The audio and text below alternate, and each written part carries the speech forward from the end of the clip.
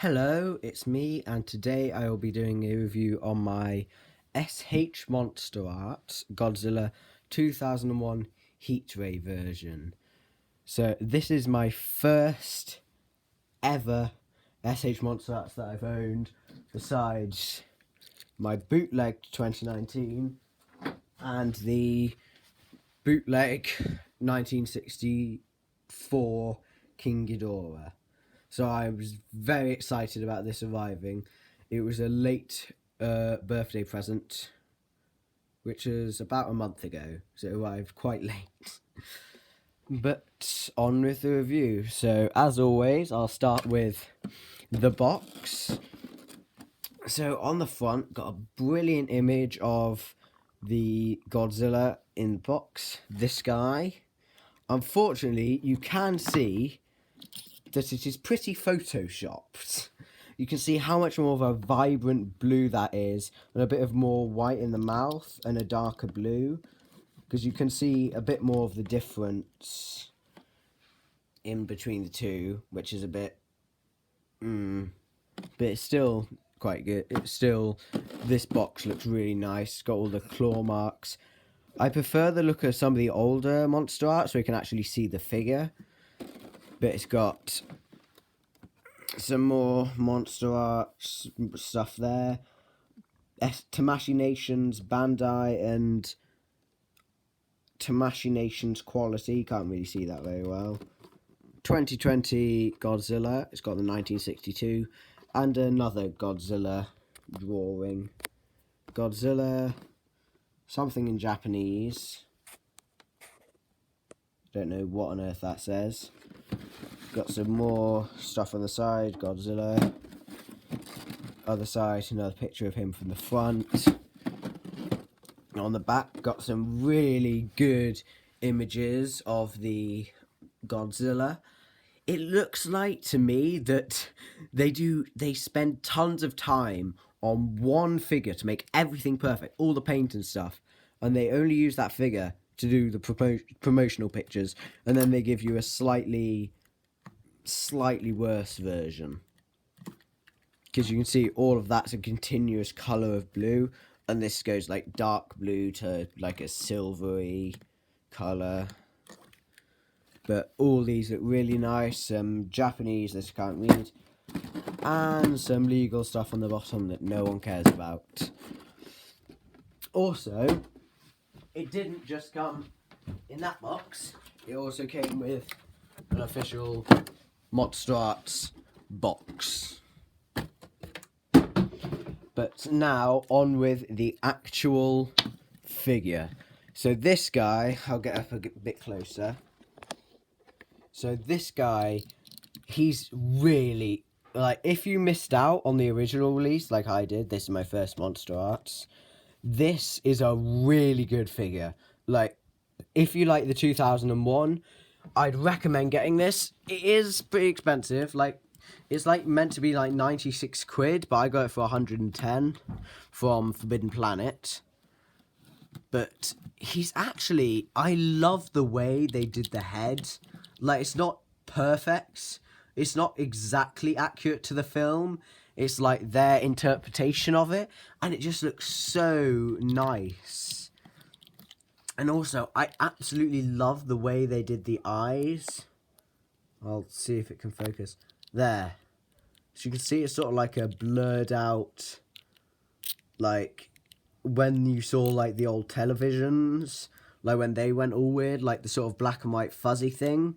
It looks really cool, so you can actually make out a pupil and stuff. It's just really hazed over and looks really creepy, because this guy is Godzilla reincarnated from the vengeful World War II victims' ghosts. So it's quite a strange origin story. But for the, like, on the back, so it's got his, this is meant to be him charging up, about to shoot his atomic breath, not shooting it. But it would have been so nice if this came with an atomic breath. It would have just made it so much more worth the money if they gave it an actual, atomic breath piece would have been really nice. But it's got some nice blues. It's really, excuse my language, really crappily done. Like, it's really quite crap. Because, like, you can see it's got that nice vibrant blue, which is what you see on the box, like there. But then it goes to this really rubbish, light blue, silvery kind of colour, which just, it looks so bad. Because, like, with these, they painted each segment individually, so it hasn't got that nice even thing. So, like, you can see, it goes all the way around there and just stops there and carries on at that bit there.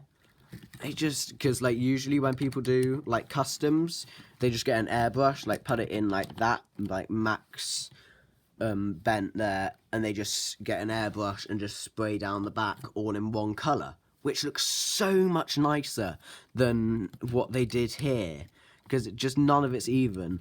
I would have liked, like, maybe if, like, even they did a bit of the atomic breath going onto his shoulder, because you can see it just stops there and carries on to about there, which is just really weird. And it's also just got a random bit of blue there, so, like, starts there, stops, and then starts again. It hasn't got that on the other side.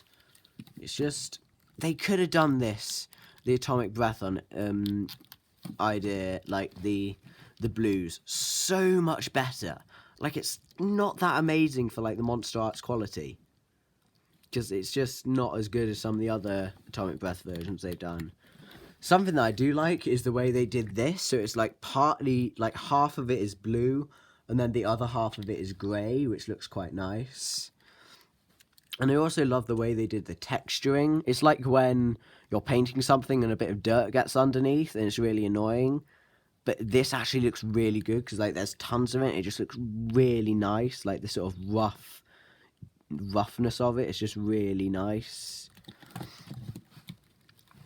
But the main bit, also, the blue in his mouth, I forgot about that. It's a much more, like, dulled out version of, like, that. It's basically this kind of crappy silvery colour, which doesn't look as good. And also, like, you can see underneath the tongue, it's got, like, a really faded out bit of pink there. I would have liked if they even had, like, a bit of bright, if they just added a bit of bright blue, like, really bright, like, that colour-ish in the mouth, and then that type of white at the very back would look so much nicer. And also, I've got quite a few complaints on this for the paint. The teeth, yeah, they're painted pretty crap as well, because, like, you can see there, like, it's fine the blue being on the gums, but, like, they just put a bit of brush and just gone like that. They haven't actually done the full teeth. And you can also see on the bottom, it's sort of linked together on that one. And it's also got a bit of the paint from the teeth on his side of his jaw there as well, unfortunately. The claws and the feet, all they did there was they just airbrushed over the top. They just got an airbrush and went over the top of the feet. They didn't actually paint them, like, specifically. So you've got, like, this sort of fade of the light grey over the side, which doesn't actually look that bad. I actually quite like the look of that. But the main colour, like, the main bit you'll see on the blue, but occasionally in some lights, you can't really see it on this, but you can see that it's got like a brown dry brushing over the top of it, which looks really nice. Instead of just being a plain black, it's got, like, a very faint brown dry brush, which looks quite nice. And also, the way they did these is they airbrush them, and even that's pretty rubbish as well. Because, like, you can see, there's not a lot there, a big chunk there, a bit more, a massive chunk again there, barely anything there. It just does that sort of pattern all the way down the tail, which is a bit unfortunate that it's not one even colour. But, I mean, yeah, the paint's a bit disappointing, because like I don't really want to do anything to this figure because it's worth so much money. I don't really want to do any customizing on it, but there's just so many bits that could have been done better, and I do really want to fix. I might not. I don't really know whether to do it. Like, tell me in the comments whether or not it's be a good idea. I'm definitely going to get rid of that little bit, though. That bit really annoys me. And also, it's got some of the paint's been scraped off there. But the shape of his dorsal plate's quite nice. They're all bent in, so I thought that was, like, how it came in the box. Like, it just squished them, unfortunately. But that is actually how they're meant to be. For some reason. Like, I do actually quite like them being bent as well. But he's got very skinny arms and then massive, big, clumpy legs. Because this guy, I say him and like, he's one of the scariest Godzillas with Shin Godzilla. Like, him and Shin Godzilla are, like, the most creepy. Because he's just got the dead, soulless eyes. And Shin's just terrifying. But I guess now onto the articulation. So this guy has the best articulation of any of my Godzilla figures, besides the bootleg Ghidorah. But for the jaw, it's a ball joint, so it can open and close. It isn't a hinge. It came off. I saw the ball joint inside. It can bend side to side a bit. It doesn't stay in that pose for some reason, though, unfortunately. It's got ball joint, ball joint, ball joint, so you can look down about that far and up about that far, which is nice. You can get him in his swimming pose. Then he's got ball joints at the top of his arms. They can go all the way around. And then a ball joint there, but it's a bit loose, so that can go all the way around as well. It's got a double hinge for the elbows, so it can go up about that far and outwards not very far. And it's got two ball joints up there. Look, I'll take the hand off. So it's got like a really long ball joint there with a little cover there that you just put on. The claw goes on top there. Also, something which I forgot to mention, there's this really weird thing. So, like, you see on that foot, that's got lots of really nice detail. And then the other foot is just a much more dulled out version.